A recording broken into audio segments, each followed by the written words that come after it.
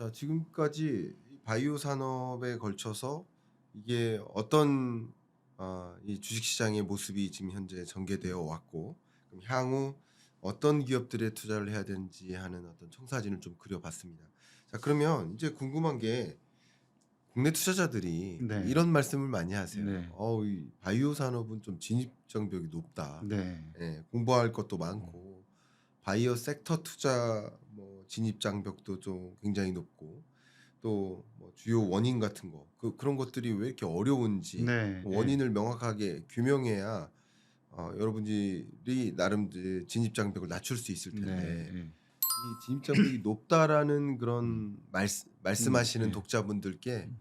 아, 네. 명확하게 한번 말씀해 주시면 네. 좋겠습니다. 저도 뭐 똑같이 경험을 했죠. 네. 2018 년부터 매니저 생활하다가 2018 년부터 관심을 갖고 공부를 하는데 너무 어려운 거예요. 그리고 음. 뭘 어디서부터 해야 될지도 잘 모르겠고요. 그래서 이 책 조금 읽었다, 저쪽 조금 읽었다, 뭐 애널리스트한테도 설명을 들었다 그러는데 요렇게 인제 계속 이것저것 해 봤는데 통합되지 않고 너무 분야가 다양하고 그랬던 거죠. 그런데 최근에는 많이 어 자료들도 많이 나와 있고 네. 책들도 많이 나와 있고 그렇습니다.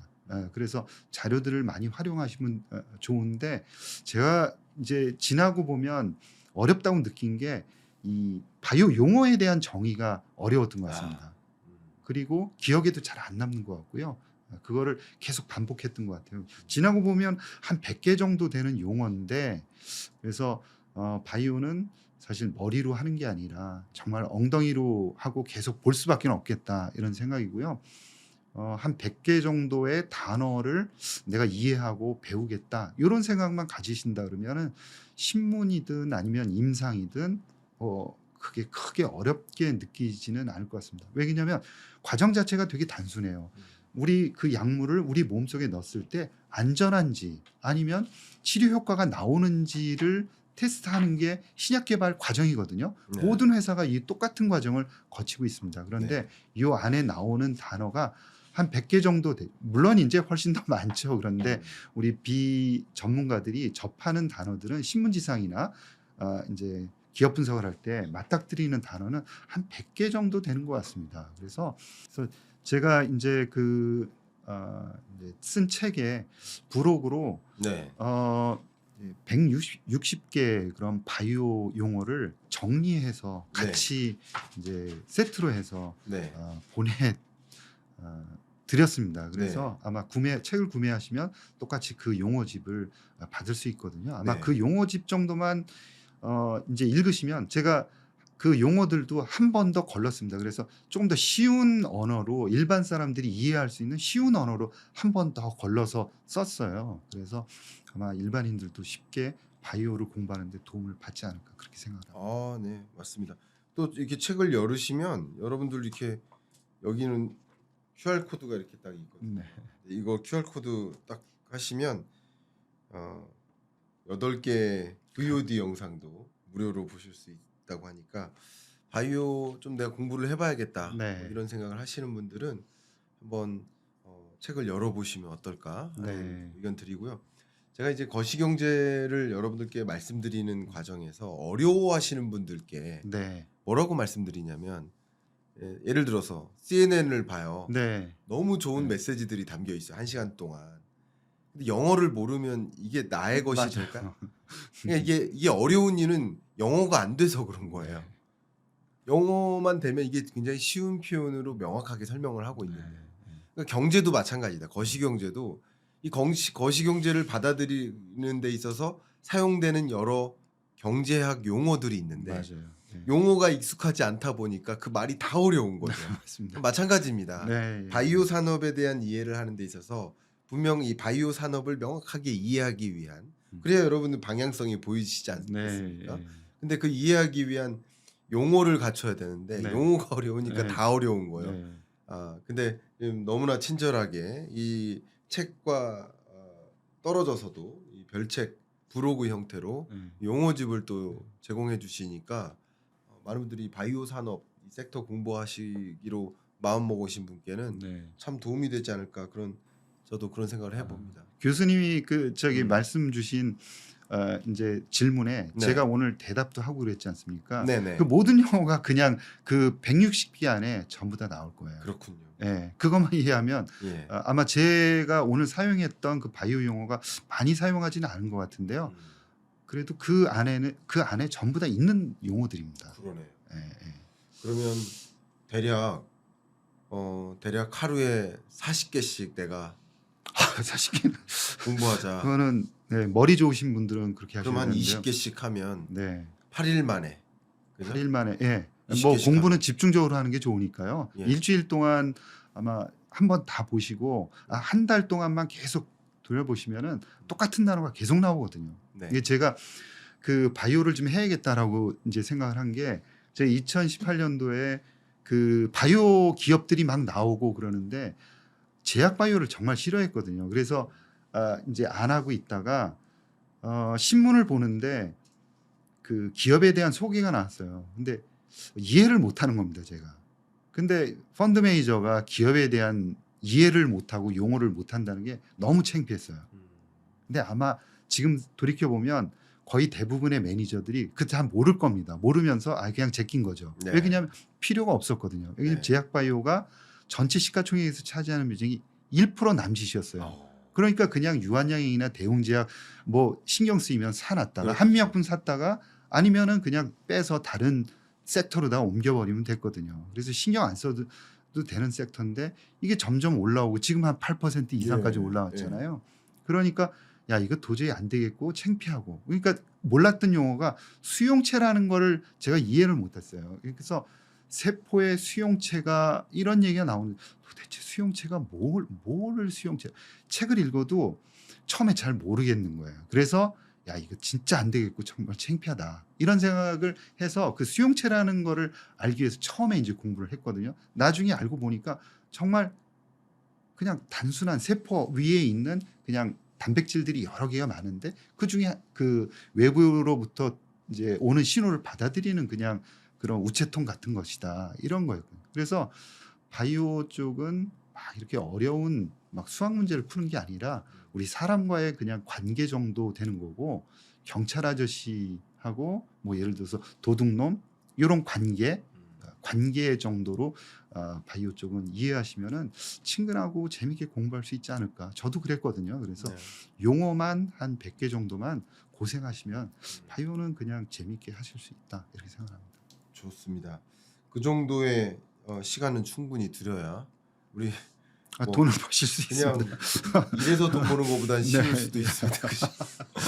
그죠? 네. 네, 그런 관점에서 네. 우리가 그리고 우리 몸과 관련한 거기 때문에요. 네. 또 관심도 많아집니다. 몸에 대해서도요. 좋습니다.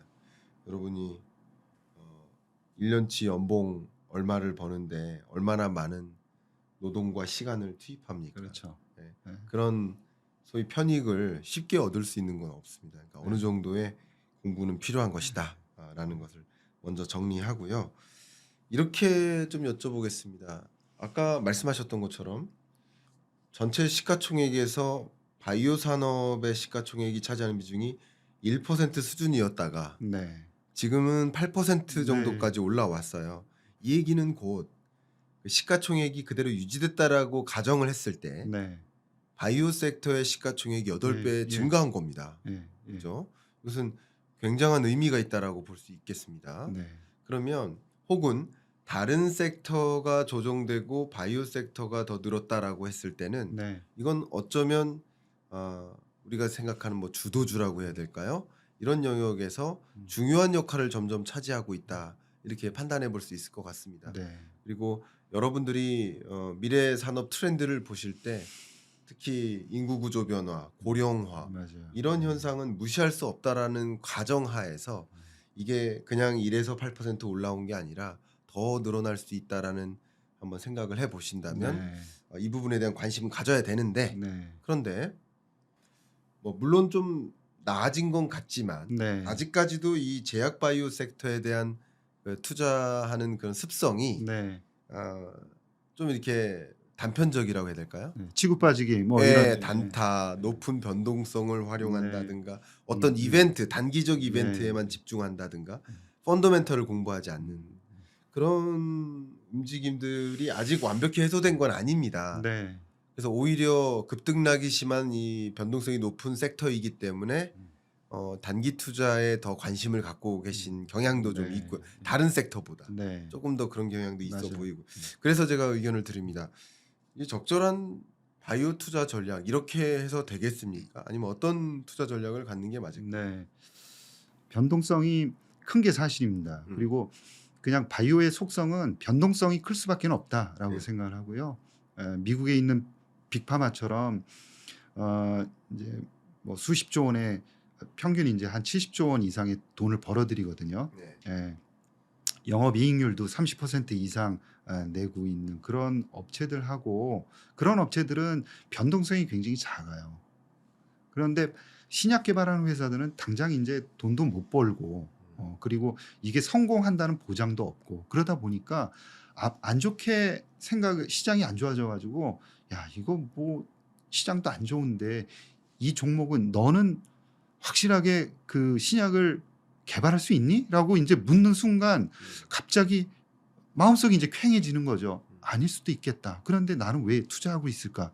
뭐 이런 생각을 갖는 겁니다. 그러면서 팔게 되죠. 네. 예. 그래서 안 좋은 생각, 그다음에 뭐 공매도의 세력에 의해서 단기적으로 이제 밀 때 물량으로 그러면 같이 휩쓸려 떨어질 수가 있는 거죠. 그래서 한 개의 종목으로 이제 몰빵을 하는 것은 대단히 위험하다라는 거고요.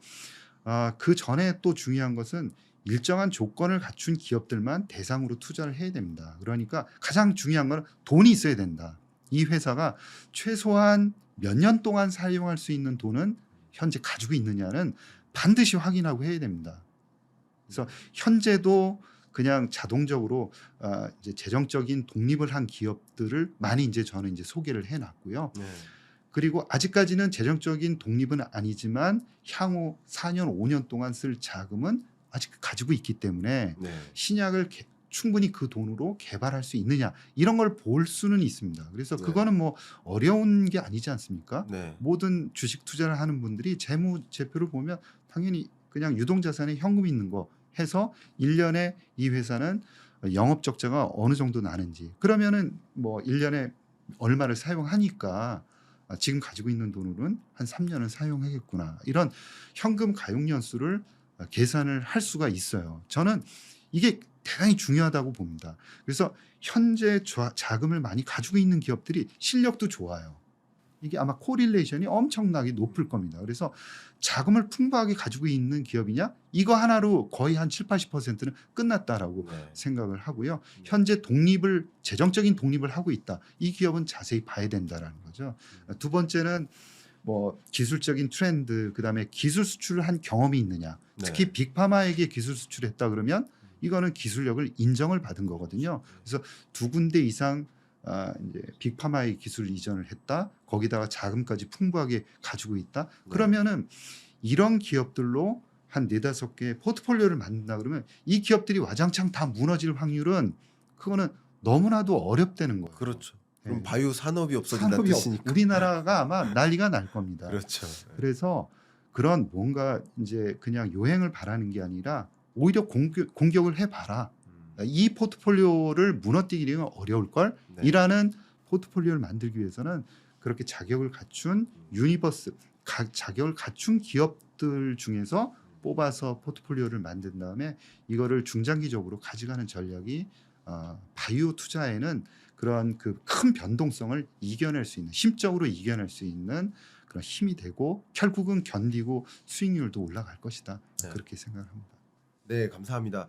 말씀 주셨던 것처럼 어떤 전략으로 우리가 투자를 해야 될지 하는 큰 그림을 그리게 되는 것 같아요. 특히 네. 말씀해 주셨던 것 중에 하나가 바이오 산업 자체가 신약 개발 성공할지 말지가 결정된 것이 아니니까 네. 변동성이 심할 수밖에 네. 없는데 그럼 그 결정이 신약 개발에 성공하지 않는 방향으로 내려진다 하더라도 네.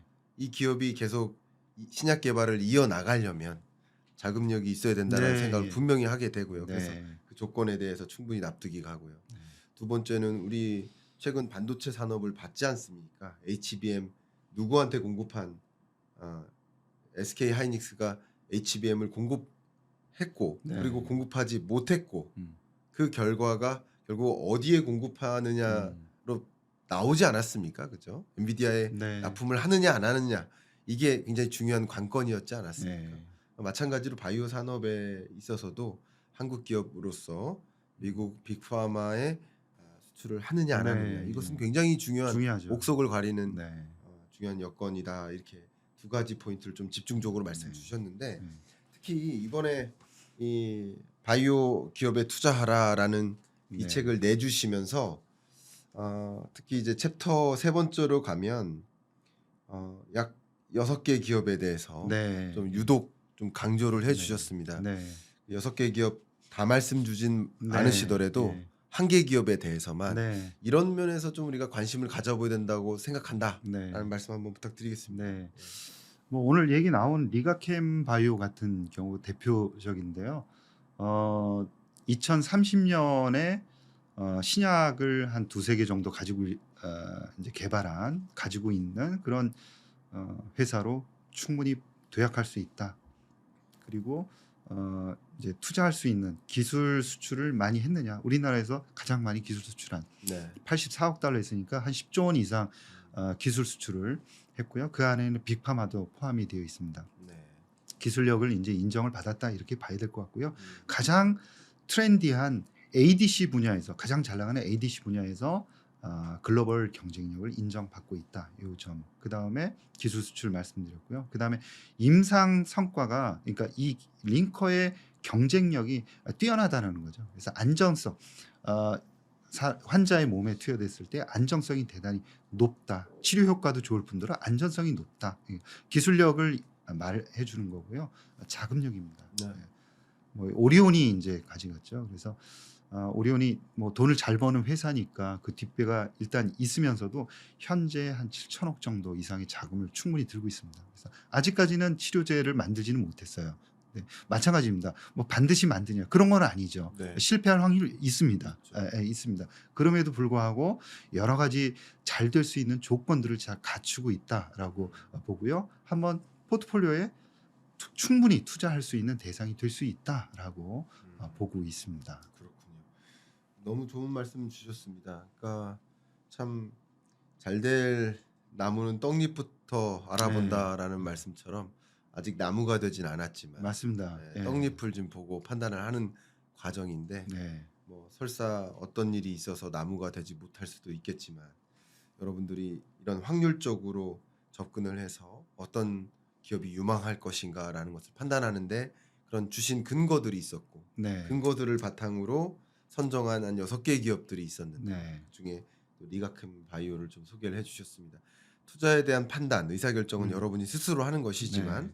아마도 오늘 이혜진 대표님께서 남겨주신 이런 투자 판단에 관한 조언들 네. 굉장히 여러분 건강하게 도움을 주는 영양식이지 않았나 이런 생각을 좀 해봅니다. 오늘 출연해 주셔서 감사하고 네. 좋은 고맙습니다. 조언 주셔서 감사하고 많은 분들께 참 도움이 됐을 거라고 생각합니다. 네. 이상 마무리하도록 하겠습니다. 네. 감사합니다. 불러주셔서 고맙습니다. 감사합니다.